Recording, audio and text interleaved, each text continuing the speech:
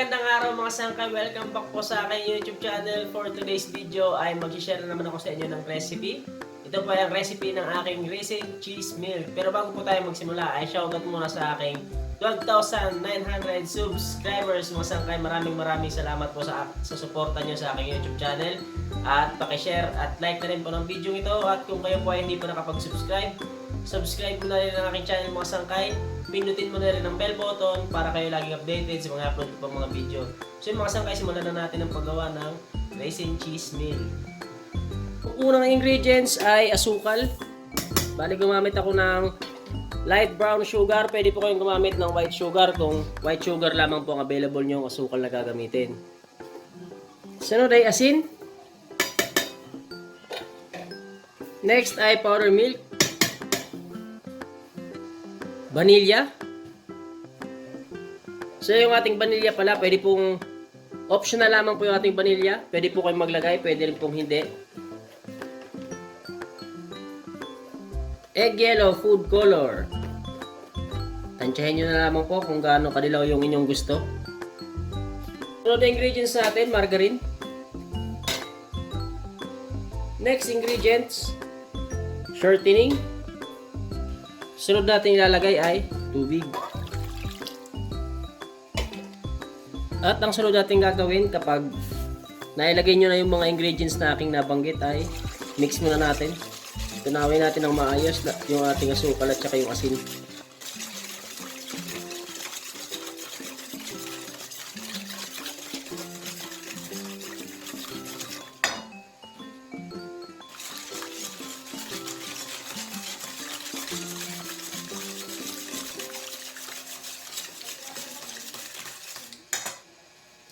So yun mga sangkay, kung sakaling natunaw nyo na ng maayos yung asukal at saka yung asin ay ilagay na natin yung ating susunod na ingredients. Yan, yung ating susunod na ingredients, harina at yeast. So ihalo lang natin sa ating tubig.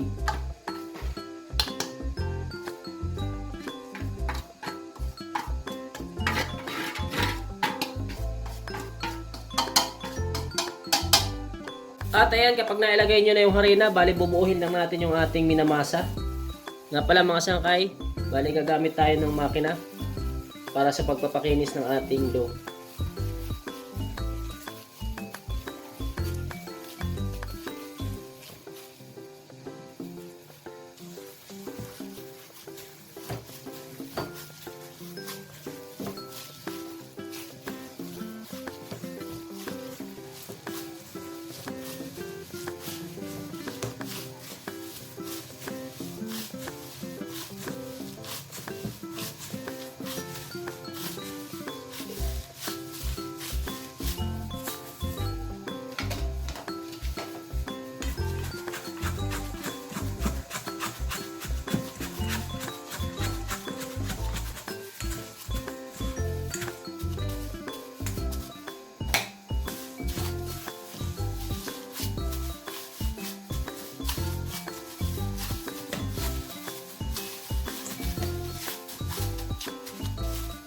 At ayan, nabuo na natin yung ating minamasa. Bali, imamakina muna natin para mapakinis kagad natin yung ating dough. At ayan ang mga sangkay, napakinis na natin yung ating dough gamit yung aking roller. So kung gusto niyo pong magmano-mano sangkay ay pwede po kayong gumawa ng manual process po. At ayan, bali itong ating dough ay titimbangin muna natin para pare-parehas po sila ng laki or bigat.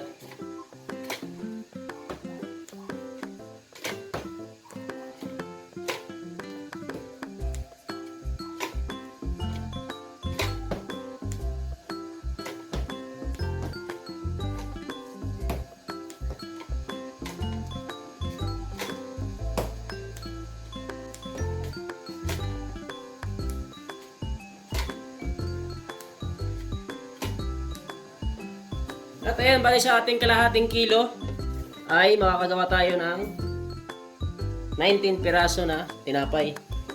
Ngayon, sisimulan na natin ang pagporma ng ating gagawing tinapay.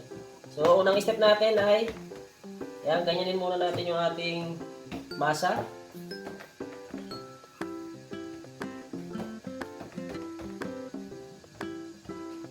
ganyan mga sangkay kung gagawin nyo sa una.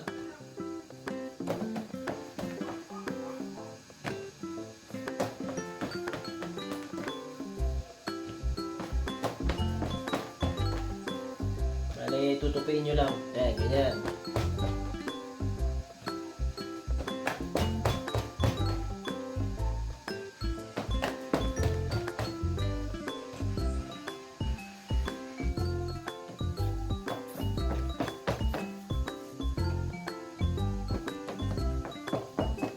At kumuha tayo ng pasas. Pasas at saka gunting. Ayan, kailangan natin ng pasas at saka gunting ha.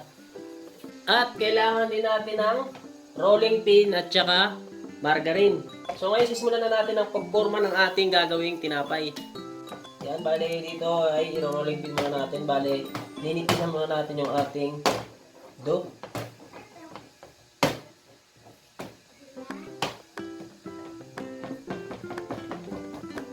Ayan, kapag inyo yung nanipisan ay pahiran lang ng margarine. At maglalagay tayo ng pasas. So nasa sa inyo po kung gaano karaming pasas ang gusto nyong ilagay mga sangkay ha. At i-roll natin ngayon.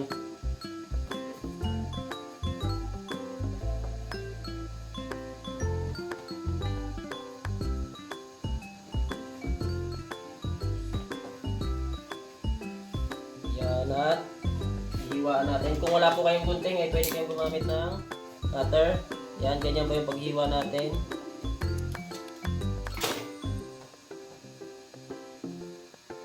Ganyan po siya at ilalagay natin ngayon dito sa ating lanera. May pahit po yan ng lard mga sangkay ha. Yan, bali patayo siya. Ganyan po kanyang itsura.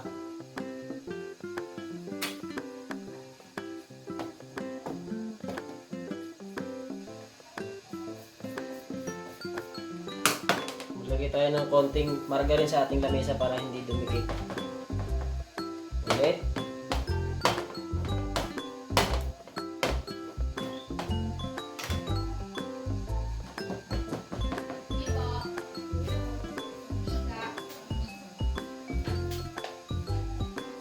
Tayo ng pasas.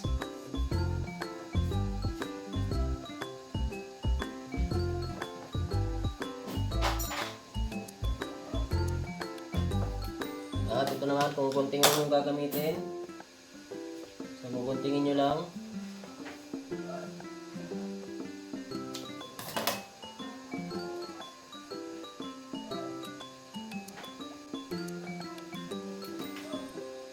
Lalagay natin dito sa ating lanera.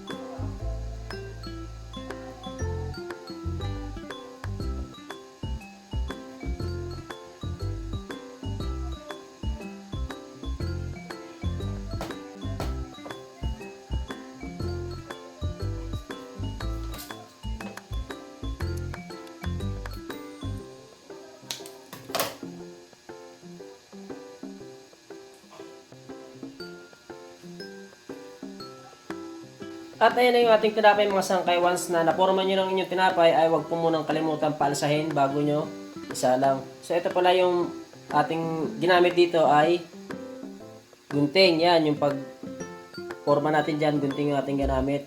At dito na sa isa na to, ito yung naiiba. Yan, gumamit tayo dito ng cutter. So mamaya titingnan natin mamaya pagkaluto kung alin ang mas maganda tingnan sa kanila.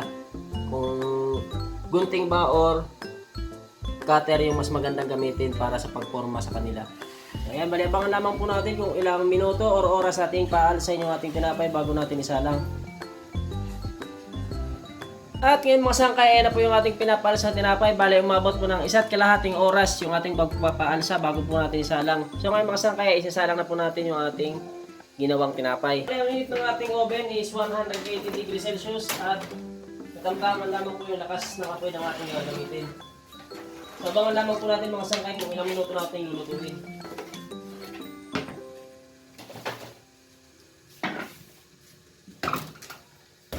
At after 7 minutes simula ng ating isinalang mga sangkay ay ililipat po natin sa taas. Bali dito na natin lulutuin sa sa taas. Bali abangan lamang po natin kung ilang minuto po natin lulutuin sa taas.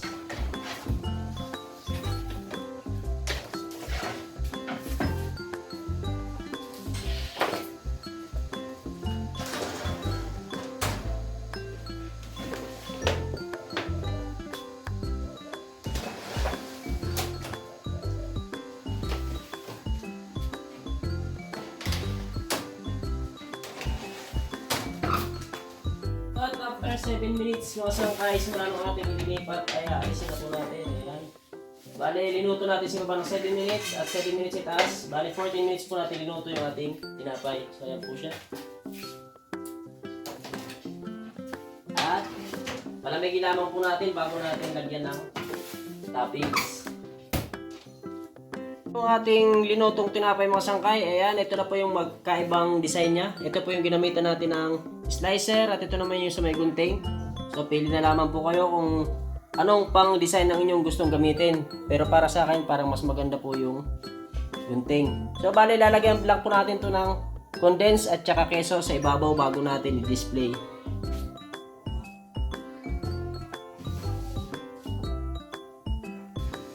So bali yan mga sangkay, bali lalagyan lang natin ng condense sa ibabaw.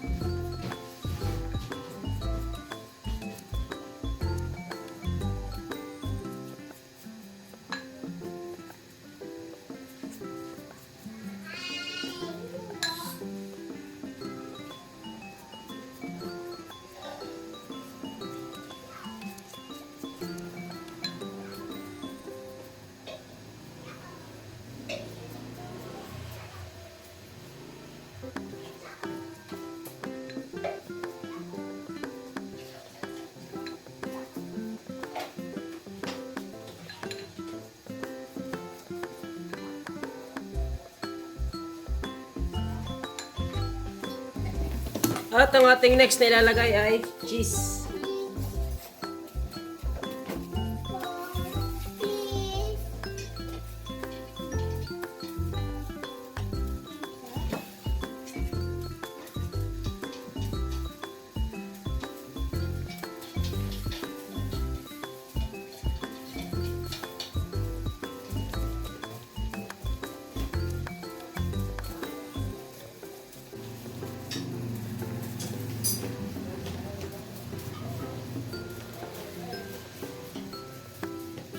Tayo na po ang finished product ng ating raisin cheese meal. Pwede na po natin i-display ito mga sangkay.